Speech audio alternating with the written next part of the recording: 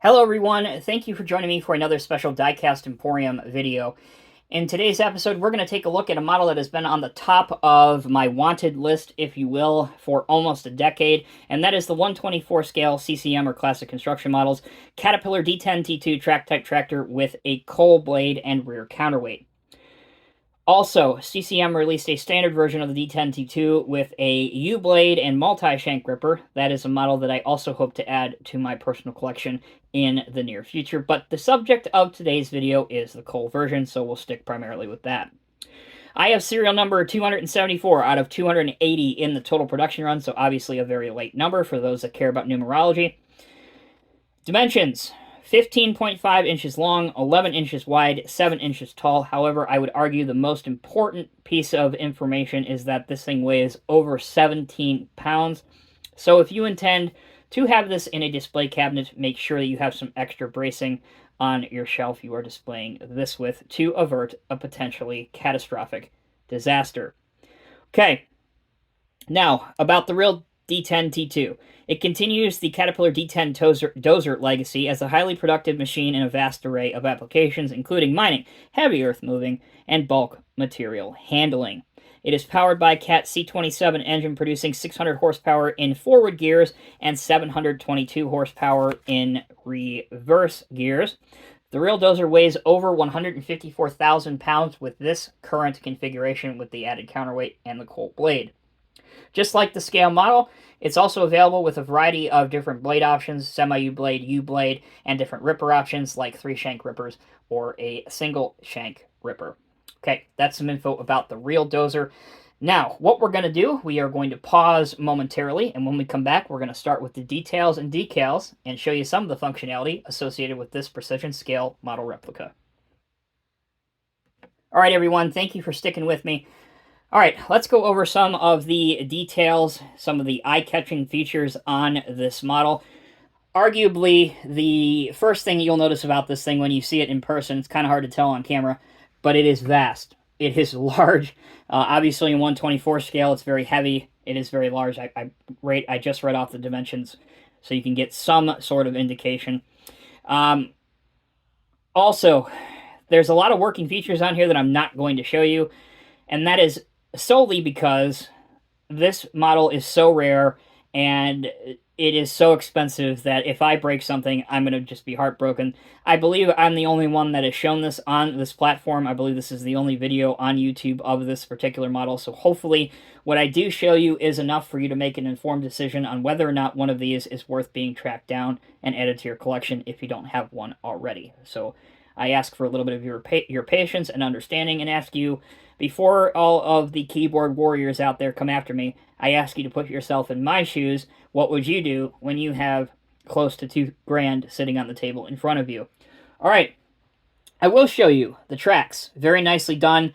The guide wheels, the rollers, the road wheels, all down here, all of them actually move and rotate, which helps the tracks move, just like on the real machine. Obviously, you have your large blade frame here. All of your access railings, they are all metal, whether they be yellow or black, they're all metal. We can add to the metal features the access stair, and although this should be part of the working features chapter of the video, let's get it out of the way now. You can lower it down.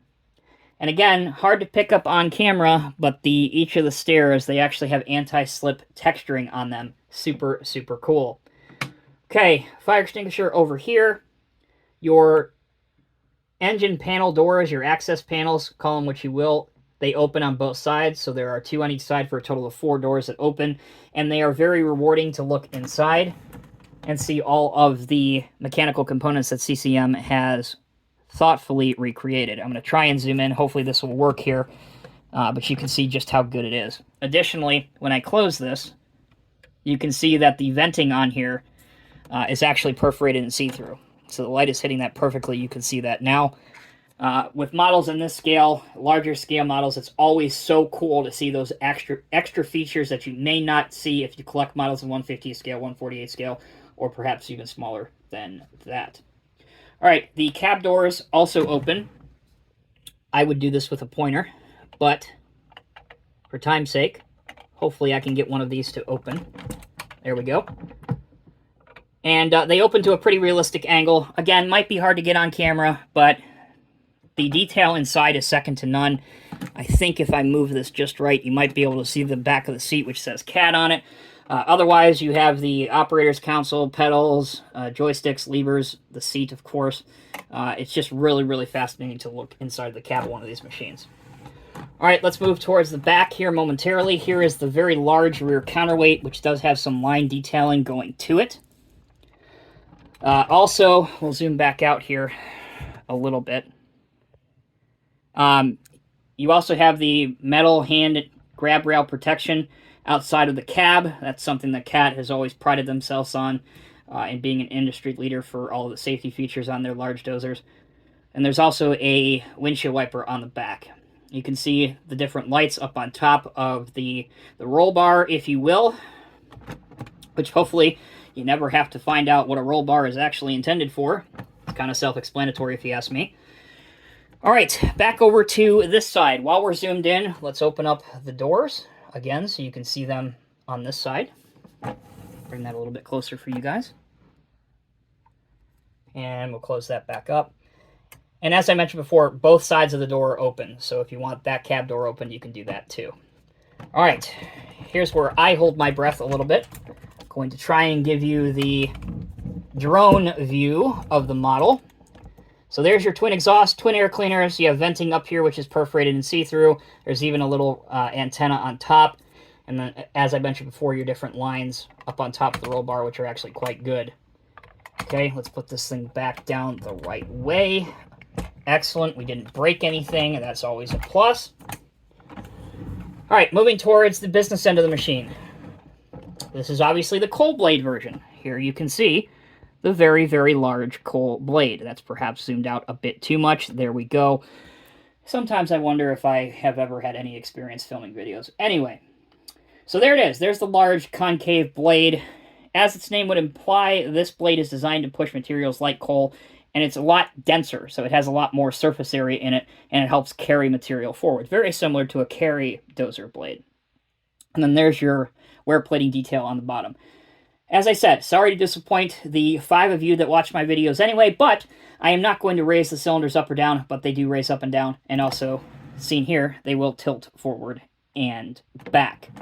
I will show you some of the track movement, so you can see how that works. Honestly, on mine, it seems to work better going forward than it does in reverse, but as you can see with the guide wheels and the rollers, everything actually works pretty seamlessly with just the right amount of resistance either way. All right, folks, that's my review of the CCM 124 scale Caterpillar D10T2 Dozer. For those of you that wanted to see the model, you can sign off now. For the rest of you, I'm going to pause the video one last time, and when we come back, I will show you the spec brochure and the packaging, and then we will close out the video and sign off for good. All right, folks, thanks for sticking with me. Here's the box, very large. That seems to be the drinking word of this video.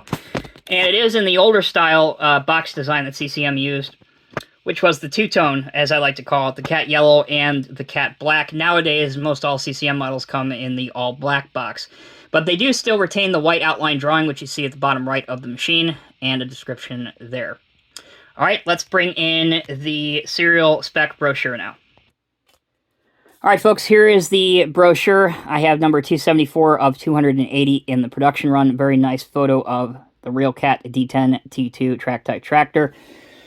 We'll just kind of peruse through this very quickly. You can see that it is exactly the same brochure that you would get for the real piece of machinery. Engine, emissions, cooling system, hydraulics, powertrain options, undercarriage options, different work tools options, etc., etc. And on the back, you always have the specifications here for the real machine. All right, folks, that'll do it for this Diecast Emporium review. Want to give a very, very special thank you to the gentleman that I purchased this model from. You know exactly who you are. I really appreciate you working with me and enabling me to not only help you out, but also add this spectacular model to my collection. So, for my fellow New Yorker, thank you very, very much. For the rest of you, thank you so much for watching. Until next time, take care, be well. I will see you in the next review.